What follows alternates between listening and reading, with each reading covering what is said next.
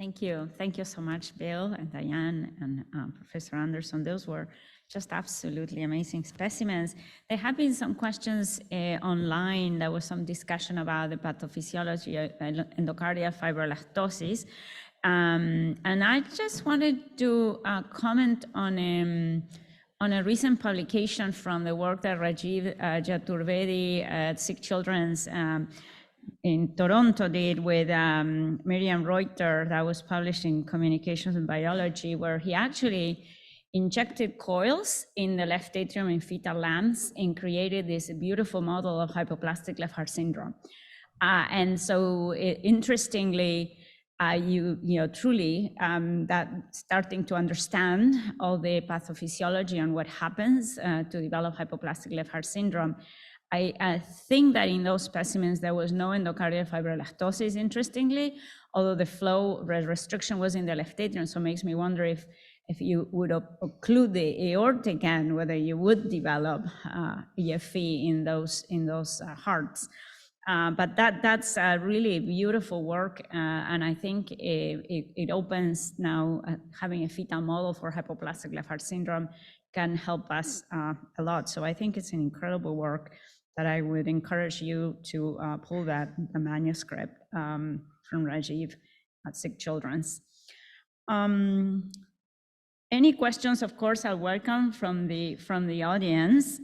We have a question for Professor Anderson. I see you say hypoplastic left heart complex and don't use the word Schoen's complex. Is that a reason for that? Or just wondering? Well, the Schoen complex is rather different. I mean, as you know, that's the combination of 4 lesions that rarely go together: coarctation, mitral valve malformations, the stenosing membrane, so-called supravalvular membrane in the left atrium, and then the 4th one I'm forgetting at the moment. But that's quite different from the hypoplastic left heart complex as described by Christo Chevenkov, which really, as was shown beautifully, both Bill showed a very nice specimen and Diane's specimens, I think, showed you that beautifully. This is the best end. And nowadays, probably we wouldn't be calling this hypoplastic left heart syndrome.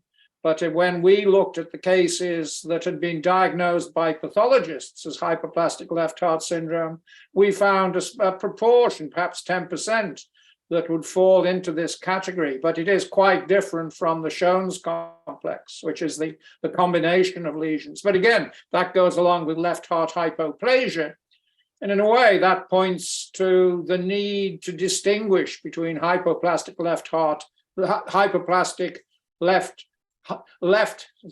hypoplastic left ventricle and hypoplastic left heart syndrome, because I firmly believe that the intact ventricular septum is a key part of the syndrome, because I think, as you saw, it is the consequence of an acquired disease of fetal life. And you commented on the fact you can also get that fibroelastosis in the right ventricle. We saw that, in fact, in one of the hearts that Bill was presenting, and I agree with you that that is one of the features that shows us that both pulmonary atresia with intact septum, hypoplastic left heart syndrome are acquired diseases of fetal life.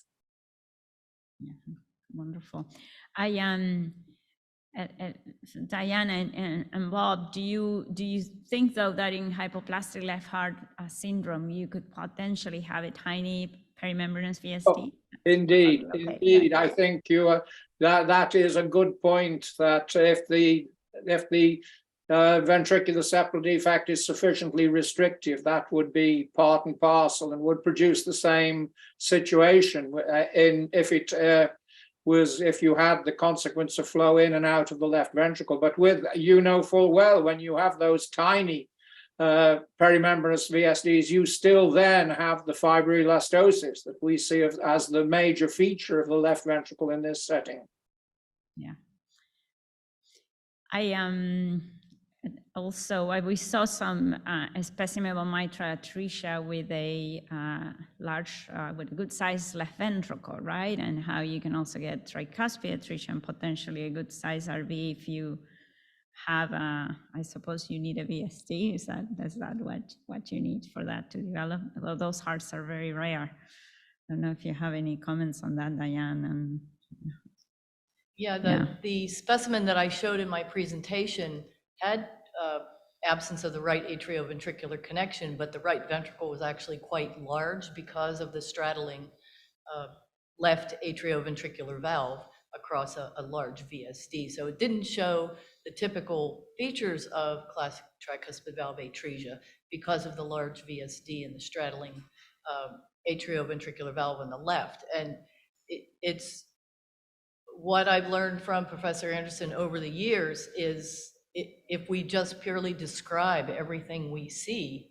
it's easy to understand what the components of that congenitally malformed heart are and how they're related to one another. Wonderful.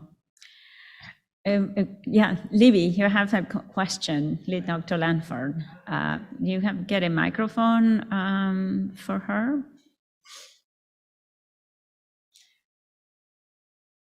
We had been talking earlier about whether you can use, are you going to ask about the coronary arteries? Where you could use the coronary arteries sometimes to identify.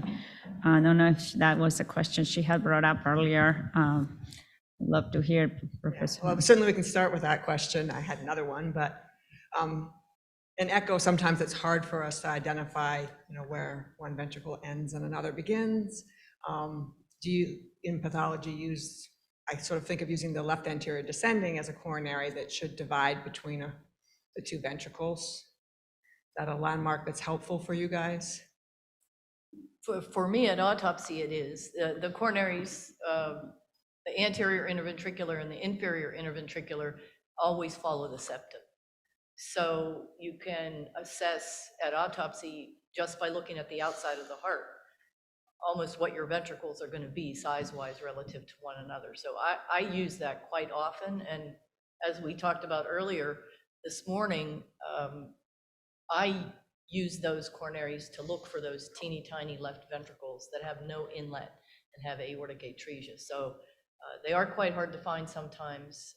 And even in that heart that I showed in my presentation with the double inlet right ventricle, when I showed people at my institution the video I did on the specimen, they were kind of blown away as to how I found that tiny ventricular chamber, which was only maybe 5 millimeters. But I told them I always look at the coronaries, and it helps me to find where to go. It's a good point. Wanted to ask. Go ahead. Diane, can I make a comment there? Please. The point Diane makes there is it's often easier for the pathologist to identify, to distinguish a dominant right ventricle from the solitary ventricle, because you have that added value of looking for the coronary arteries. So as Diane pointed out, oftentimes it's exceedingly difficult to find a tiny slit-like left ventricle in the hip pocket of the ventricular mass. But when you have the heart in your hands, always those delimiting coronary arteries show you where to go. But of course, in the clinical situation, you don't have that. Fortunately, I guess you don't have that added value. So I think it's easier probably for the pathologist to distinguish between a tiny left ventricle and the true solitary ventricle. I think I have an example I'm going to show that probably has that like LV that we never saw. So my question actually was going to be about crisscross hearts, who can have two good-sized ventricles, but because of their anatomy can't be septated. Where do you?